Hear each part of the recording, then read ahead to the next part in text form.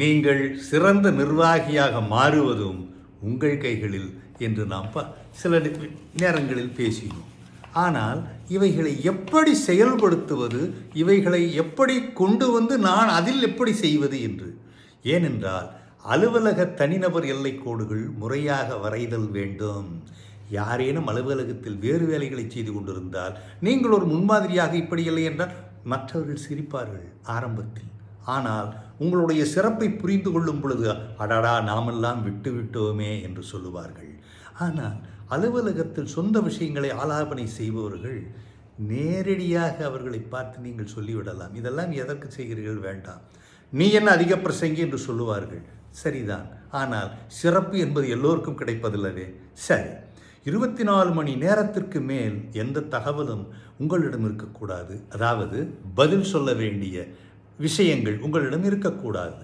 நீங்கள் எவ்வளவுக்கு எவ்வளவு திறமையாக அதை செய்கிறீர்களோ அவ்வளவுக்களவு அந்த அளவுக்கு நீங்கள் மதிக்கப்படுவீர்கள். அவரிடம் போனால் எந்த பேப்பருமே நிற்காது, சட்டென்று வந்துவிடும் என்று சொல்வார்கள். தவறை திருத்த அல்லது சமாளிக்க ஆனால் மற்றும் மேலும் இந்த மாதிரியான வார்த்தைகள் உதவிக்கு உள்ளன.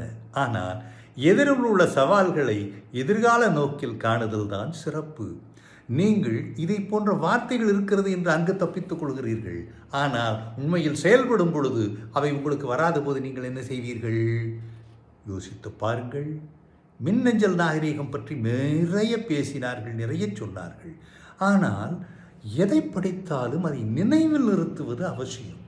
ஒரு கோப்பை எடுத்து படிக்கும் பொழுது அந்த கோப்பில் இந்தந்த விஷயங்கள் இருக்கின்றன என்பதை சுருக்கமாக தெரிந்து கொண்டால் உடனடியாக என்ற ஒரு முடிவு வரும், உங்களுக்கு ஒரு தெளிவு வரும்.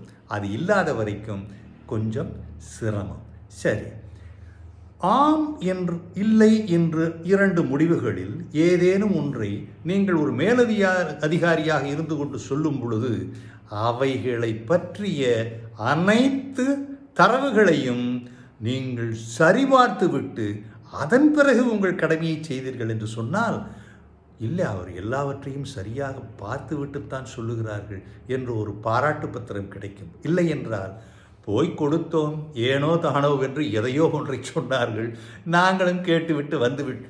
இருபக்கமும் இதைத்தான் வின் வின் அல்ல லூஸ் ஸ்ட்ராட்டஜி என்று சொல்லுவார்கள்.